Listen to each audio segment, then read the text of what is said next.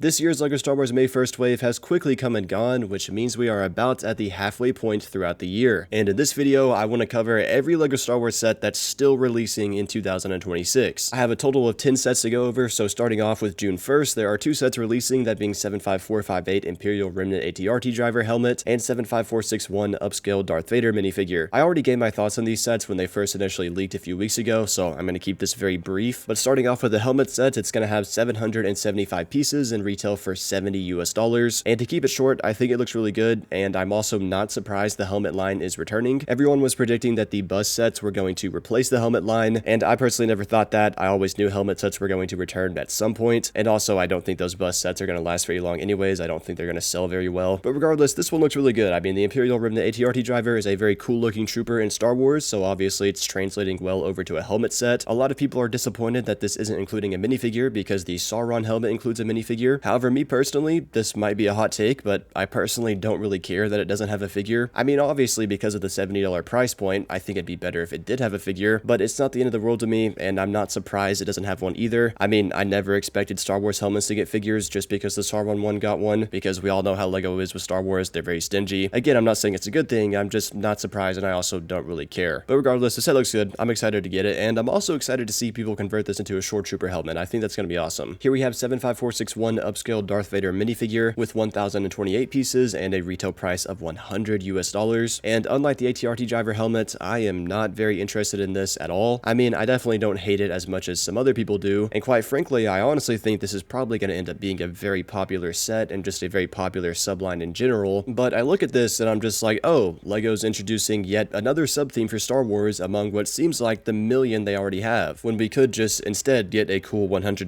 playset. But no, we have to get some new sub-theme that's a display piece. And that definitely does really annoy me about this set. I mean, I don't hate it as much as some other people. I do think it is kind of a fun concept, and if they do some cooler characters, like maybe some clone troopers or a bounty hunter or something, then I might be interested. But that still doesn't mean a $100 playset wouldn't be better. I mean, they could have done a new Versus set. They could have done like a $100 AT-AP. They could have done a Hoth Echo Base or something like that. But instead, it's like, oh, yay, another display piece set. Alright, LEGO, whatever. Moving on to July 1st, there is going to be one set releasing, that of course being 75459 Imperial Lambda Class Shuttle with 961 pieces at a retail price of $140. And I am 99% sure this is going to be an Amazon exclusive. Regardless though, this is another one that I've already given my thoughts on in another video, so I'm going to keep this brief. Do I think it looks like it's worth $140? No, I don't. If you compare it to the 2015 version, which was $100 in 2015 with a piece count of 937, which is about the same, that one adjusted for inflation actually does come out to about $140 in today's money. However, the difference is that older one for 2015 clearly uses a lot bigger pieces, and this one has a higher piece count, but it uses smaller pieces and is way more compact. So because of that, I definitely wouldn't say it's worth $140, but I'll have to wait and see until I can get this set in person and weigh it, so I can compare its price per gram to the 2015 Imperial Shuttle, and then we'll actually know for sure which one is the better value. But price aside though, I really like how it looks, and that might be a hot take. I've seen a lot of people complaining that the wings are too short, and yes, that is true. The middle wing, or fin, whatever you want to call it, definitely should be taller. It should actually be significantly taller than the 2 side ones when it's in its landing position. However, regardless, I still just really like how it looks when it's landed. I like how it's wider and it's just overall a bit beefier. I like how these side wings are kind of flared out a bit more and a bit more dynamic. I mean, I just think it has a really cool aesthetic, despite it maybe not necessarily being completely accurate. And of course, it looks good when it's in its flying position too, but honestly, I think it looks even better when it's in its landing position. I know this is a hot take, but I just really like how the wings are kind of flared out like that. It looks awesome. The interior, on the other hand, definitely does seem to be a bit puny. If you look in the cockpit, you can only fit one figure, and in the 2015 one, you could fit 2 or 3, I believe. And it also looks like the cargo or transport area is a bit cramped too, so that's not very great either. But at least on the outside, it looks really good. Moving on to August 1st, there are only 4 sets releasing, which really isn't that many compared to previous years. However, 3 of them are actually pretty big sets, so it does kind of make sense. Regardless though, the first one has actually been revealed already, that being 75451 Hutt Palace Century Droid Showdown with 415 pieces and a retail price of $50 US. And this is a set I've actually not had a chance to get my thoughts on yet. I made a few community posts about it, but I actually haven't talked about it in a video yet. And to keep it pretty blunt and straightforward, it's not very interesting. I think obviously the only redeemable quality about it is that it includes Embo, and I think it's safe to say LEGO knew that too. That's probably the only reason they put him in this set, because without him, it probably wouldn't sell well. I mean, the build is just not very interesting. It's from what seems like a random scene in The Mandalorian that's probably going to end up being pretty pretty forgettable after the movie comes out. So yeah, if this set didn't have Imbo, I doubt anyone would be buying this. And even despite it having Imbo, I still think it's going to go down as just kind of a weird movie set that's going to get forgotten about pretty quickly. Kind of like that weird Spider-Droid set from 2023, if any of you guys remember that thing. Regardless though, Imbo himself looks really cool, and I also think it's awesome they included his dog as well. I haven't really seen what he looks like in The Mandalorian yet, so I don't necessarily know if this is accurate, but despite it being accurate or not, it still looks really good. The droid build, on the other hand, freaking sucks. It's not even remotely accurate to what it actually looks like. If you look at this picture here, it's clearly brown and gray, it's not green and red, and honestly, just the shaping doesn't even look very accurate either. I feel like there's a lot of detail around kind of the torso and chest area that they're leaving out. But still, the main problem is the color. I mean, I don't know why they made it green and red. If you look at this picture here, it's clearly brown and gray. And I mean, I feel like for $50, the very least they could do is make it look like the thing it's supposed to be, but I guess not. But hey, at least this set includes Imbo. That's what everyone is going to be buying this thing for. Next up is a set that at this point has already become pretty infamous, and it's not even been revealed yet, that being 75453 Sandcrawler with 1,683 pieces and a retail price of $200, including a muddy version of the Mandalorian, Grogu, Queel, and 3 gray Jawas. But on top of the Jawas being gray, the Sandcrawler itself is also going to be gray. It's not going to be brown. And preliminary images of this set have actually already leaked. I'm not going to show them in this video because I don't want to get a copyright strike, but they're not very hard to find. Just Google LEGO 2026 Sandcrawler leak and you'll probably find it pretty easily. Regardless though, the build is gray, and I personally kind of like this. I know a lot of people are complaining about it, but it's clearly gray in the Mandalorian, so I think it's fine. And then on top of that, I like how it's kind of a nice mix-up compared to the normal Sandcrawlers. I mean, obviously, I think a lot of people would prefer a normal brown-colored Sandcrawler, but still, I think getting a gray one is going to be pretty interesting. And again, just a nice mix-up. On top of that, this set is also supposed to include the Mudhorn, which I've heard is going to be a pretty extensive build. I've actually had some sources tell me that it's going to contain 300 to 400 pieces on its own, which I think is kind of crazy, but at the same time, I think it'll look very cool. And since the set contains 1,683 pieces total, if you subtract 400 pieces from that because of the Mudhorn, the Sandcrawler itself will be around 1,200 pieces, which happens to be the exact same piece count of the 2018 Sandcrawler. So I think it's safe to say that in terms of size, it's going to be about the same size as the 2018 one, with a giant Mudhorn as a side build. All of this for $200. So yeah, do with that information as you please. Up next for August, we have 75454 AT-AT with 1,453 pieces and a retail price of $160. And we don't know the minifigure lineup for this set yet. However, we do know it's going to include this Imperial Warlord dude right here. I forgot his name, but a picture of the figure has actually leaked already. Again, I'm not going to show it in this video, but you can probably find it pretty easily. But then aside from him, I think it's safe to say we're going to get at least one AT-AT driver, and then this dude over here on the left in the white armor, I don't know who that is. And then obviously the Mandalorian and Grogu, and maybe even another AT-RT driver as well. As for the build itself goes, I'm not going to lie, I have pretty low expectations for it. I think it's going to be significantly smaller than the model from 2020, which does happen to be the biggest playscale AT-AT LEGO has made, but unfortunately, I think it's probably going to be a lot smaller than all of the other ones as well. So yeah, again, in terms of size, I just don't have very high expectations for this. It is technically going to be one of those prototype AT-ATs that we saw on Rebels, so I am really interested to see how that's going to look, but other than that, I don't think this set is going to be very great. And then lastly for August, we have 75455, a buildable Boba Fett with 1,544 pieces and a retail price of $170. And this is going to be one of those larger 18 plus buildable characters, similar to the Chewbacca from 2023 or the C-3PO from 2024. And honestly, I'm really excited for it. I think they're going to do a good job. It's said to be the episode 6 version of him, and it's also supposed to include an episode 6 version minifigure of him, which is what we should have gotten in the Sarlacc pit from 2024, but they included the episode 5 version in that set. But in this new set, we're finally going to get that episode 6 version of him that they haven't made in quite a long time, and I'm very excited. I think the figure's going to look great. I think the build is going to look great. I'm not the biggest fan of buildable characters because I think LEGO is making too many of them, but this one fortunately is going to be one of the better ones. Oh, and I also forgot to mention that both the build and his minifigure are going to include the cloth pauldron. Moving on to September 1st, we of course had the advent calendar, which has already been revealed, set number 75456, with 293 pieces and a retail price of $45. And I usually never talk about advent calendars on my channel just because I'm not interested in them. I don't buy them. However, the reason I'm talking about this one is because it has IG-11, and if you look closely, he's got a brand new head mold. Obviously, from this one image, you can't get a perfect look at it, but it does look really good, and I think this really was a much needed upgrade for the IG unit droids. And the reason I'm talking about this is because along with IG-11 right here, we are also going to be getting a new IG-88 in October, which transitions just perfectly into the last set on this list, or I guess kind of second to last, but mainly the last set. On October 1st, we are getting 75457, a UCS Executor Super Super Star Destroyer, with 6,130 pieces, and as of now, an unknown retail price. However, based on that piece count, I think it'll probably be $700. That's my prediction. I've seen some people say it could be the second $1,000 UCS set, but because of this piece count of 6,000, I don't think that's true at all. I mean, we know LEGO is very stingy and overprices sets these days, but I don't think they would make a 6,000 piece set retail for $1,000. Again, my prediction is 700. Regardless though, the current information on this set is that it is going to include every bounty hunter from the scene in episode 5, along with Darth Vader, and apparently they're all going to come on a stand, kind of like the figures from the sail barge. And I assume that every bounty hunter is going to be a brand new figure. Aside from Boba Fett, I feel like they'll probably cheap out on Boba Fett and use the one they've been using, but I think all the other ones are probably going to be brand new figures from the ones we've gotten in the past. So that means a new Dengar, a new IG-88, a new Bossk, a new 4-LOM, and a new Zuckuss. And since this is going to be a very expensive UCS set, obviously I hope they go all the way with them. I hope the printing is very extensive. I hope they all have arm printing, besides maybe IG-88 obviously. And I think even Bossk here could use dual molded legs for his feet. Now we are talking about LEGO in 2026 here, and based off of what they did with the Death Star last year, it seems like highly detailed figures in a $700 set is too much to ask for, but that's still what I'm going to expect, and that's the standard I'm going to hold LEGO to. If they cheap out on these guys, I'm going to be really upset. As for the build itself goes, I mean, it's going to be a UCS capital ship, so obviously we can expect it to look pretty good. A preliminary image of this set is actually already leaked. Again, for the third time, I'm not going to show it in this video because I don't want to get my channel taken down, but it is pretty easy to find, and if you go look for it, just know that the build in that image is most likely not the final design. So if you don't like it, I guess don't be disappointed because it's probably not going to look like that. But regardless, I think the build is going to look great. I think it's going to be probably significantly larger than the 2011 model, kind of like the 2019 Star Destroyer compared to the 2002 model. The 2019 one is just a lot bigger, and I think these two Super Star Destroyers compared to each other are going to be the same way. I mean, this new one's probably going to be freaking huge, and I am very, very excited to get it. And again, I hope LEGO doesn't screw up these bounty hunters. Lastly, alongside the Super Star Destroyer in October, we are also most likely going to get some type of Christmas set like the Gingerbread AT-AT from last year. Now, as for what it's going to be, I don't know yet. That hasn't leaked yet. I've seen some people speculate that it might be a Christmas version of the Bespin Duel, which would be really awesome, but as of now, that's just a speculation. It could be something else. But again, just expect some type of Christmas or a holiday set in October alongside the Super Star Destroyer. Anyways though guys, that is every LEGO Star Wars set still releasing in 2026, or at least every set that we know of. Let me know what you guys think down in the comments below. If you're new, please consider subscribing, and if you want to check out more of my videos, you can see them on the screen right now.